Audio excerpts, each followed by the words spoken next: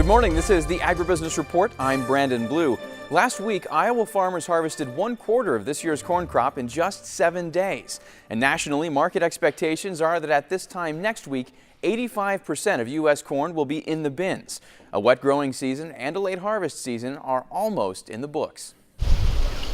Harvest 2014 is wrapping up, and southeast of Knoxville in central Iowa, it's no exception.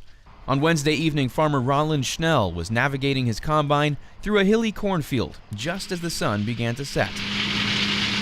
We've had an acceptable year, a very good year. Not an exceptional year, but satisfying. Satisfying, but not exceptional, in part because of the wet growing season. In lower or poorly drained parts of his fields, Schnell observed disappointing yields. He says it was a different story in the uplands. I think my yields probably averaged on different farms and fields from 160 to 230 this year, all over the map.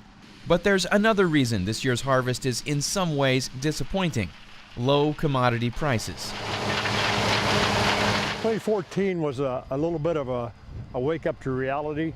In the last couple of years preceding that, we had good commodity prices, and farming was a little easier. Now it's requiring us to sharpen our pencils and be more thoughtful and really do a good job determining where it's best to spend the money and best to save the money without hindering the performance of your crops next year.